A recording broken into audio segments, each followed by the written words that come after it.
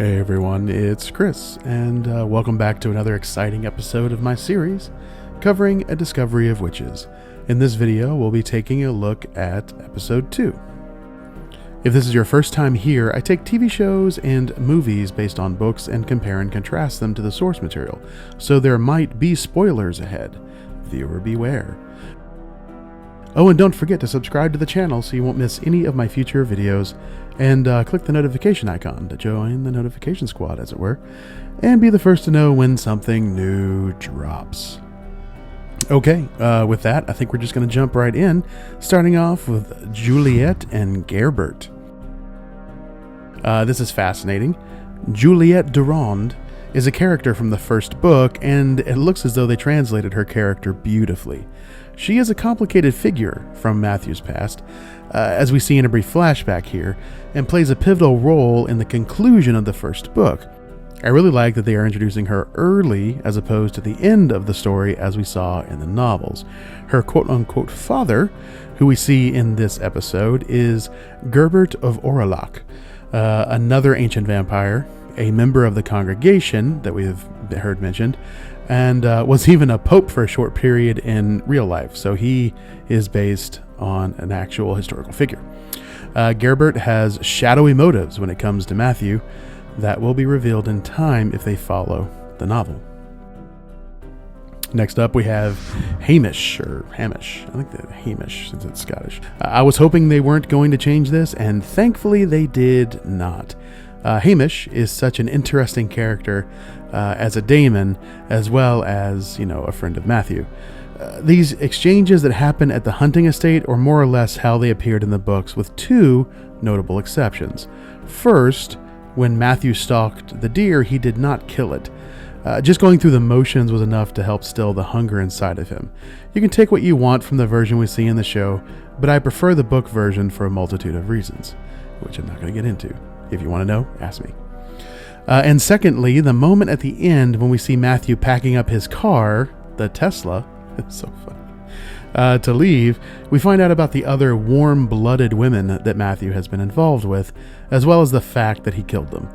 We learn this during this time in the novels as well, but the circumstances are vastly different and add more weight to the coming moments with Diana, in my opinion. In the novel, Matthew tells Hamish during these moments about the two women, which hits Hamish like a ton of bricks. There are real moments of tension and conflict as Hamish deals with his best friend keeping secrets of this size. Having it be a throwaway line here with no real emotion from Hamish just seemed wrong to me. Next, we're going to talk about vampire murders in Venice. This was a change in location from the books, and I believe it means that they are going to be writing out a character from the show, namely Jack, since he was pivotal in that particular storyline.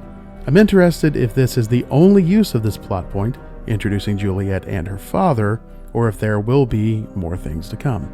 In the novels, the second one specifically, it is a pretty big plot line that involves Diana and Matthew, and most importantly, an aspect of Matthew's character, and that of many vampires, that is interesting and really should be explored, so hopefully they don't drop that thread.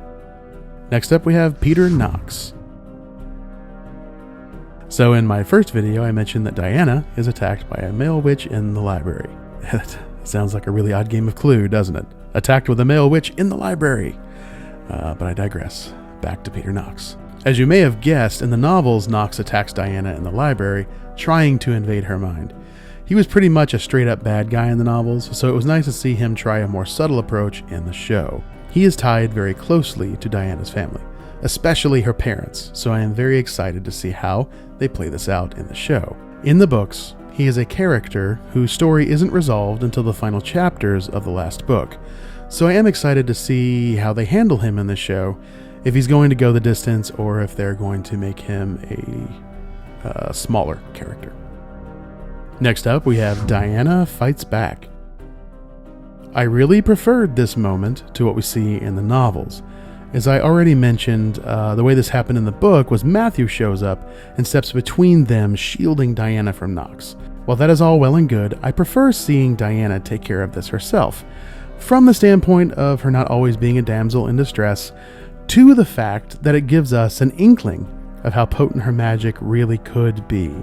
So A+ on that change, writers. And it should be said that the events that happened in the show around Knox trying to invade her mind happened entirely differently from a order of events in the novels.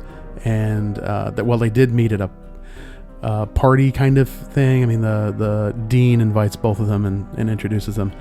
The invasion happens in the library earlier on in the book, and as I said, she never fights back. And next up, we have a decided lack of Miriam. I really hope they fix this soon. In the novels, Matthew's assistant Miriam is intimately involved with his relationship with Diana from a certain point of view. She is always present when he is, and is tasked with watching over Diana when he can't. Some of the best bits, in my opinion, from the beginning of the first novel are the interactions between Miriam and Diana, as they are both annoyed that they are stuck together. So I really hope that they fix this, because I miss that dynamic in the show. And finally, we have a name I'm probably going to butcher, Satu Yarvanen? Yeah, and finally we'll chat about Satu. They have changed her character somewhat from the novels, but for the most part she is pretty spot on. The major change for now is how she is introduced. In the novels, she is a newly minted member of the congregation, who becomes interested in Diana with some pretty dire circumstances for everyone involved. I'm really excited to see how they move her story along, and if they are going to allow it to follow the same course, because it's incredibly exciting and teaches us a lot about a number of characters when it's resolved.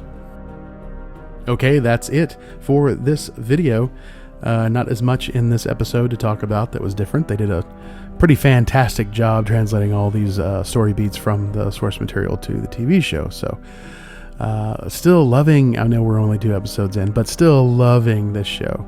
From the way it's shot to the way that they are portraying the characters and how they're moving the story along quickly, but not so quickly that it's sacrificing good moments of story. It's just pretty great, and one of the better adaptations I've seen in a pretty long time. So kudos to all the people over there at Sky who are making this happen. Thank you. Okay, that's it for me. The next video will be a Shannara update video, and then after that there will be a Magician's video for the beginning of season 3. Have a good day, and I will see you guys in the next video.